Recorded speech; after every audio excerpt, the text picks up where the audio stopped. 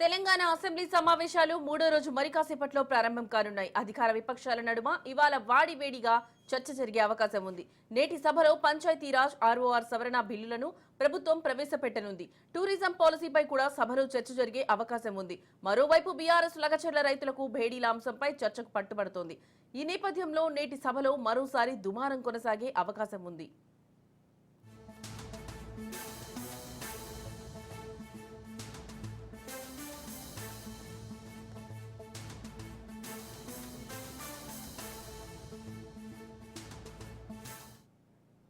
Telangana assembly సమావేశాలు మూడో రోజు మరి కాసేపట్లో ప్రారంభం కానున్నాయి. అధికార విపక్షాల నడుమ ఇవాళ వాడివేడిగా చర్చ జరిగే అవకాశం ఉంది. నేటి సభలో పంచాయతీరాజ్ ఆర్ఓఆర్ సవరణ బిల్లులను ప్రభుత్వం ప్రవేశపెట్టనుంది. టూరిజం పాలసీపై కూడా సభలో చర్చ జరిగే అవకాశం ఉంది. మరోవైపు బీఆర్ఎస్ లగచర్ల రైతులకు బేడీల అంశంపై చర్చకు పట్టబడుతోంది. ఈ నేపథ్యంలో నేటి సభలో మరోసారి దుమారం కొనసాగే అవకాశం ఉంది.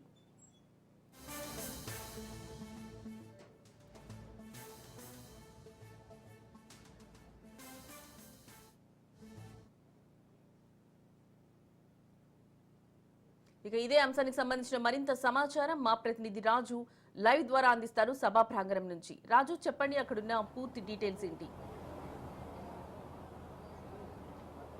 లక్ష్మి, మరి కాసేపట్లో తెలంగాణ అసెంబ్లీ సమావేశాలు మూడవ రోజు ప్రారంభం కాబోతా ఉన్నాయి.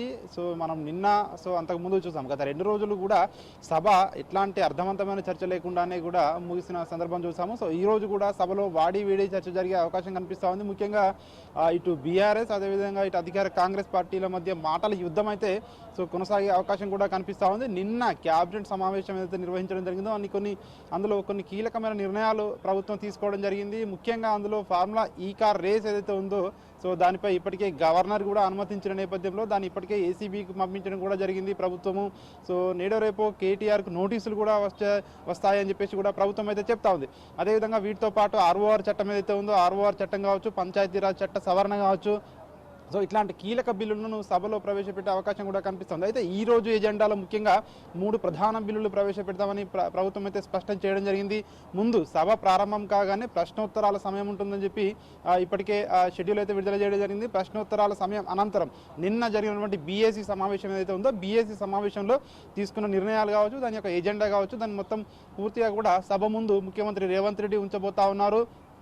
దీని తర్వాత అదేవిధంగా తెలంగాణ వాణిజ్య ప్రోత్సాహక 7వ వార్షిక నివేదికను మంత్రి శ్రీధర్ బాబు సభ ముందు ప్రవేశపెట్టబోతా ఉన్నారు. 2020-21కి సంబంధించినటువంటి ఈ యొక్క నివేదికను అసెంబ్లీలో సభ్యులందరికీ కూడా ఈ యొక్క ప్రతినిధి అసెంబ్లీలో ప్రవేశపెట్టబోతా ఉన్నారు. దీని తర్వాత 3 ప్రధానమైన బిల్లులు నిన్న ప్రవేశపెట్టాల్సి ఉన్న బిల్లు ఏవైతే ఉన్నాయో young India sports university bill ఒకటి, అదేవిధంగా రాష్ట్ర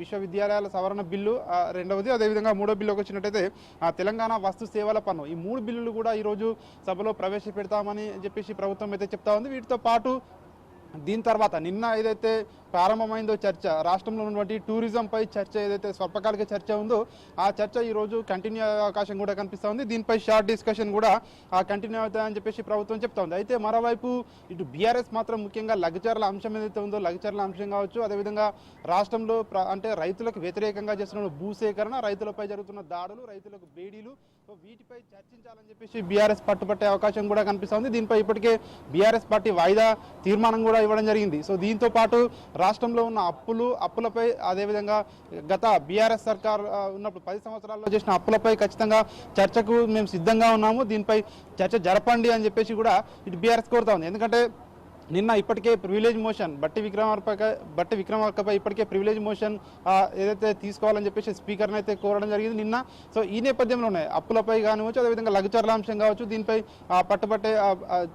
చర్చకు పట్టుబట్టే అవకాశం అయితే మనకు కనిపిస్తూ ఉంది. దీంతో పాటు ప్రభుత్వం అయితే చెప్తా ఉంది ఖచ్చితంగా ఫార్ములా ఈ కార్ రేస్ అయితే ఉందో దీనిపై చర్చకు ప్రభుత్వం సిద్ధంగా ఉంది అని చెప్పేసి కూడా మనకు ప్రభుత్వ వర్గాల నుంచి మనకు సమాచారం అంతా ఉంది. ప్రభుత్వం వీటిపై చర్చకు జరిగే అంటే ఖచ్చితంగా ఈ కార్ కావచ్చు, అదేవిధంగా ఇతర అంశాలు కావచ్చు, బీఆర్ఎస్ హయాంలో చేసినటువంటి ఇతర అంశాలపై కావచ్చు, ఖచ్చితంగా ప్రభుత్వం అన్నిటిపై చర్చించేందుకు సిద్ధంగా ఉంది అని చెప్పేసి ప్రభుత్వం అయితే చెప్తా ఉంది. అయితే ఈ రోజు మాత్రం ఖచ్చితంగా సమావేశాలు కాస్త వాడివేడిగా జరిగే అవకాశం కూడా కనిపిస్తా ఉంది. ఇటు కేటీఆర్ కు నోటీసులు వెళ్తాయి త్వరలో అని చెప్పేసి దానిపై కావచ్చు, అదేవిధంగా ఇటు బీఆర్ఎస్ నేతలు లగచర్ల అంశం ఎత్తుకోవడం కావచ్చు, అదేవిధంగా రాష్ట్ర అప్పులపై కావచ్చు. సో వీటన్నిటిపై కూడా ఖచ్చితంగా ఒక దుమారం అయితే సభలో మరోసారి చెలరేగే అవకాశం కూడా కనిపిస్తా ఉంది. ముఖ్యంగా వీటితో పాటు మనం చూసుకున్నట్టయితే ఇతర బిల్లులు ఏవైతే ఉన్నాయో ఆ బిల్లుల అంశంలో సో ముఖ్యంగా నిన్న కేబినెట్ లో తీసుకున్న రెజల్యూషన్ ప్రకారం ఇంకా చాలా బిల్లులు ఉన్నాయి సభలో ప్రవేశపెట్టేటి. ఇంకా కొన్ని మరి ఈ రోజు ప్రవేశపెడతారా లేదంటే రేపు కొన్ని ప్రవేశపెడతారా అనేది తెలియాల్సి ఉంటుంది. మొత్తానికైతే ఈ రోజు మాత్రం ఇటు బీఆర్ఎస్ ఇటు